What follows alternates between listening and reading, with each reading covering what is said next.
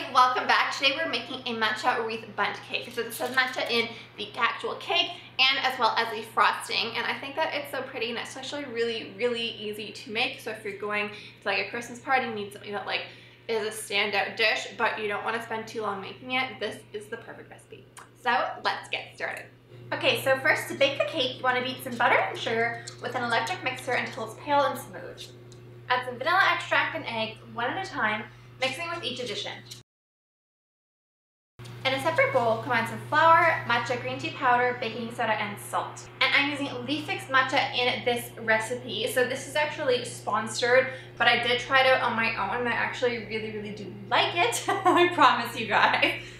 And they have very generously created a coupon code for us so that if you guys want to pick it up, you get, I believe it's 20% off, and they've extended it until the end of January. So I'll have the code listed in the description box down below. I actually really like this matcha green tea powder. It's very smooth. It doesn't taste bitter. So if you like matcha but you don't like that bitter flavor, this is perfect. I actually think I'll continue to use this in the videos, even though they're not sponsoring any other videos. I actually really like it. So it is Panko Bunny approved. Then you want to add the flour mixture to the batter in 2 additions, alternating with the sour cream. Then spoon the batter into a greased and floured bundt pan and bake at 350 degrees Fahrenheit for 45 to 60 minutes, or until a skewer inserted into the center comes out clean and then cool completely. Then to make the buttercream, you want to beat some butter with an electric mixer until it's pale and fluffy. Add some vanilla extract and confectioner sugar, 1 cup at a time, beating with each addition.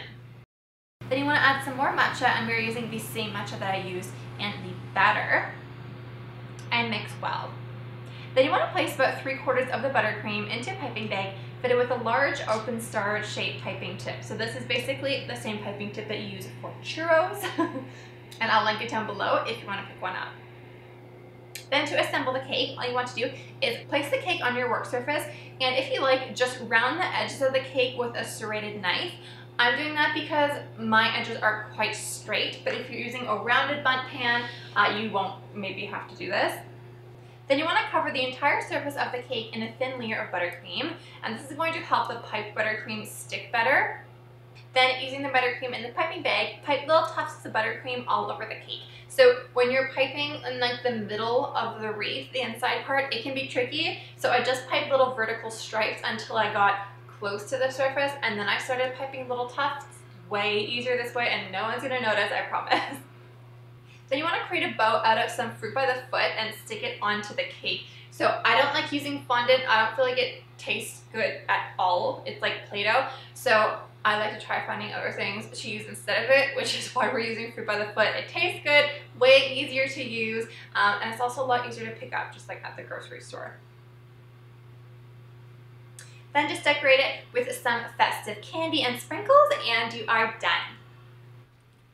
So thank you all so much for watching. I hope that you like this recipe. Again, I'll have the link for the matcha discount coupon code thing in the description box down below, so definitely check it out. I really like the flavor of it. This part isn't sponsored. I specifically told them that I will say how I feel about it.